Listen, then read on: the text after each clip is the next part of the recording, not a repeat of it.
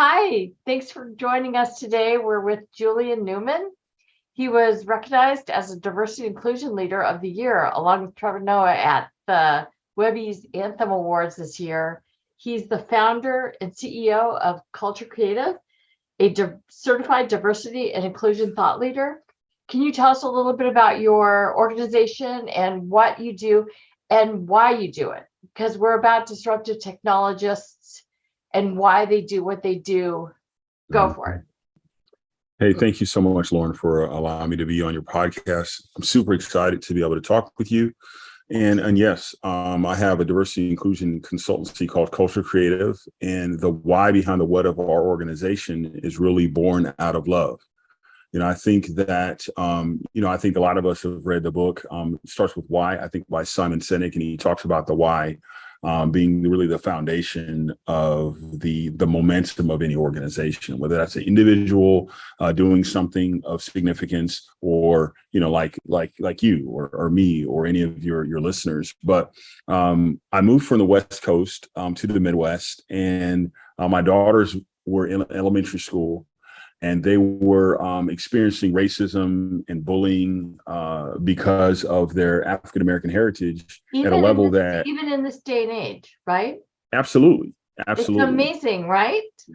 Yeah, absolutely. And I didn't know we were still doing it like that. My father grew up in the segregated South. And so he told me stories about his experience in Mobile, Alabama as a boy, but I never expected to have some of those same conversations with my daughters. And so in my desire to be an advocate for them as their dad, I accidentally fell into this work. And one of the things that I came to realize over the years is that there's a lot of extraordinary organizations, a lot of great people that are doing work around diversity, inclusion, equity, and belonging. But one of the things that I think that sometimes we miss is hope. And we talk about, some of the history of injustice and inequity and how what has happened in our past is impacting our present. But I don't think we emphasize maybe as much as we should what happens next. I think one of the reasons why we love the I Have a Dream speech that Dr. King shared with us in 1963, August. My hero. He's my hero. Absolutely. The I Have a Dream speech is because he really talked about the history. And for so many of us that are inspired by that amazing oration that ends in this crescendo, but there's some real powerful things that he says before this that routes to the conclusion, where he talks about the history. And then he talks about how the history is impacting the present. But he doesn't stop with history and the present. He talks about what can be.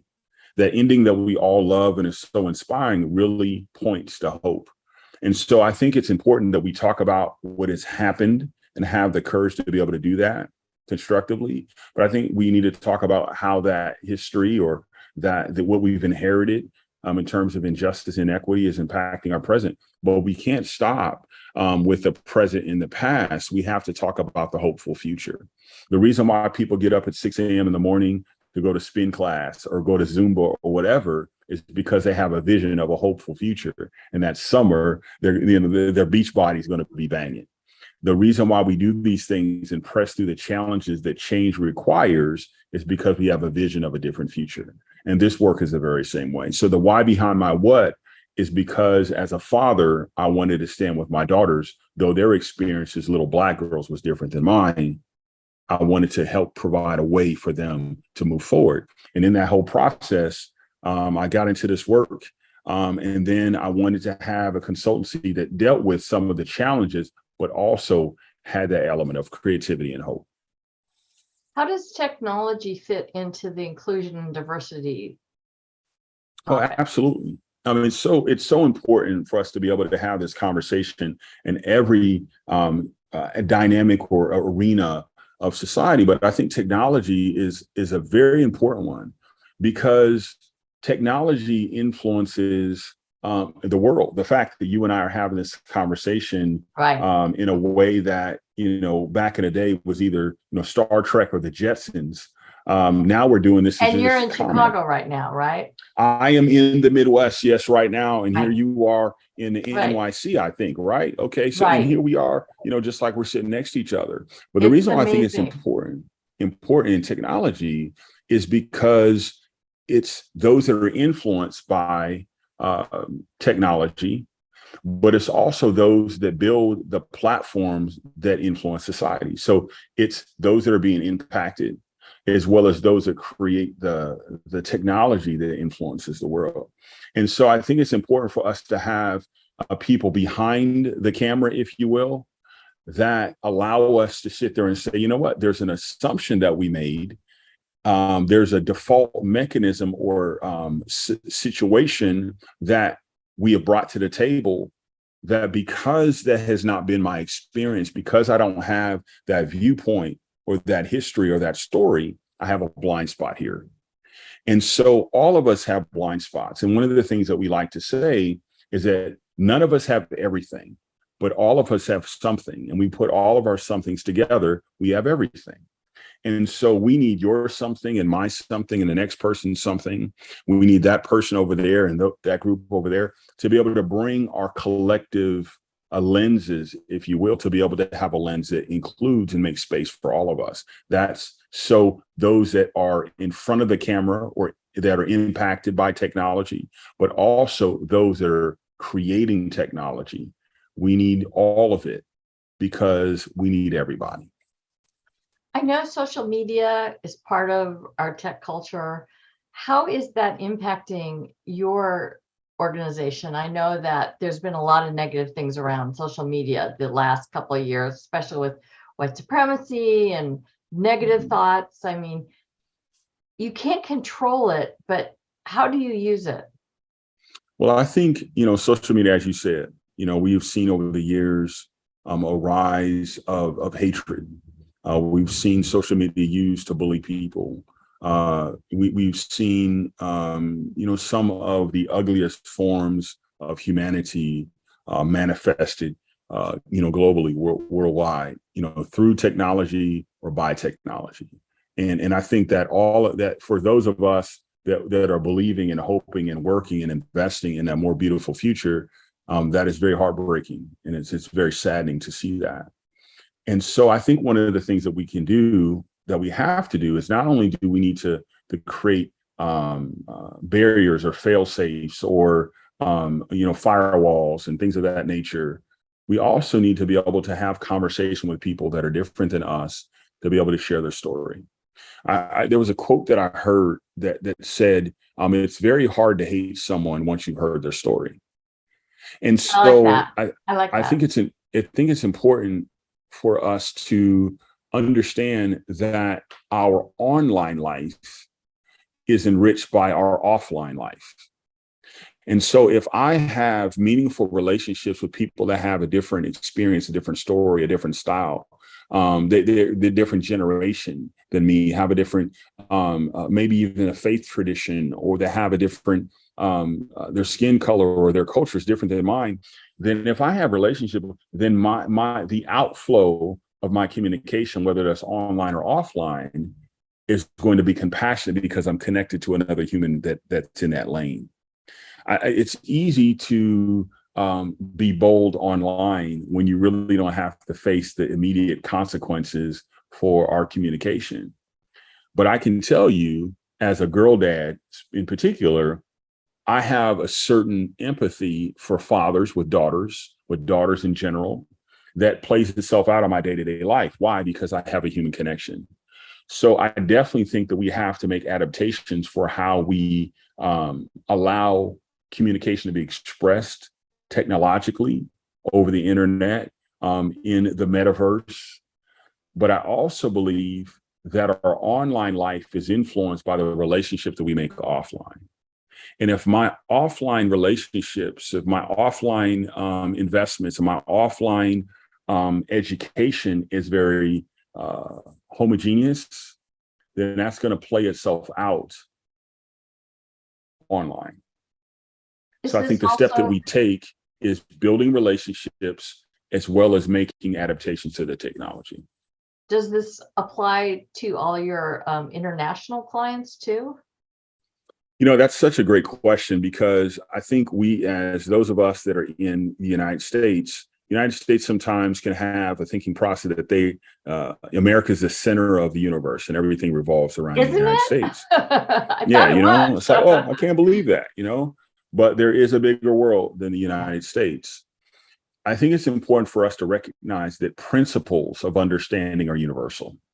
So respect, dignity, taking the time to make space for other people, that's something that is universal. The application of those principles is very specific. So as a person that moved from the West Coast to the Midwest, there are certain cultural idioms. There are different things. For example, in the Midwest, particularly in the state of Michigan, they don't say soda. They say pop. There's another place in the Midwest where they say pop. To me, pop is a sound, soda is a drink.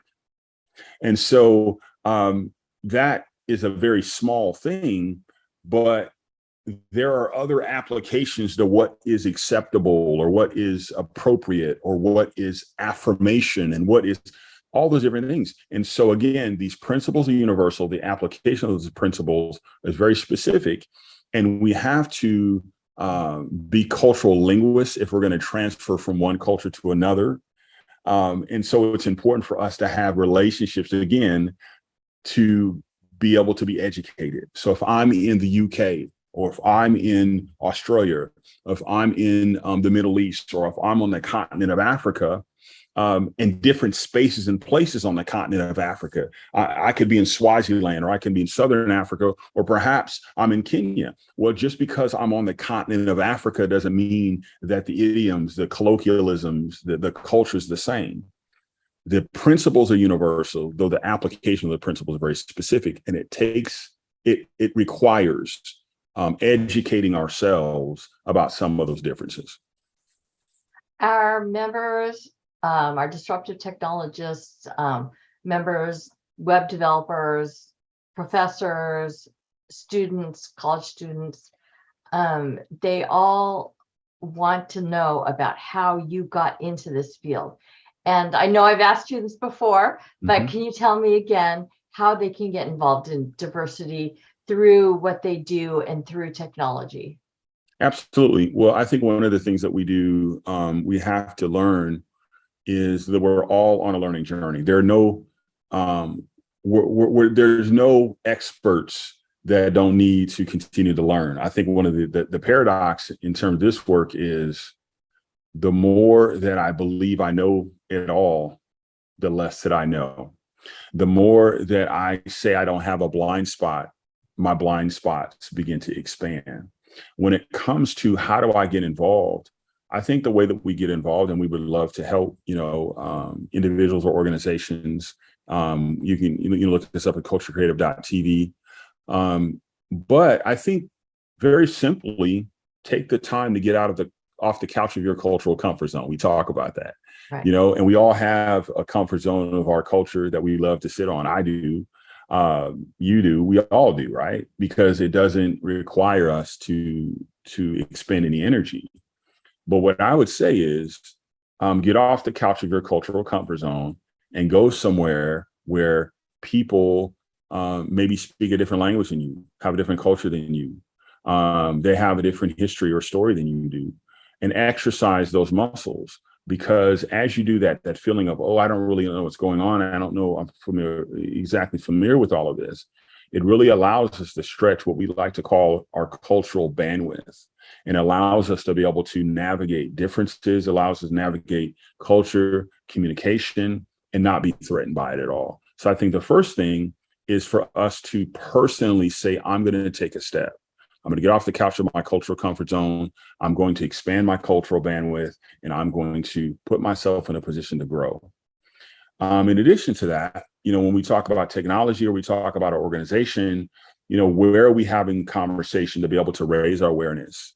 Where are we having conversation to be able to say, how do we institutionalize or bring structure to our expanded awareness and understanding?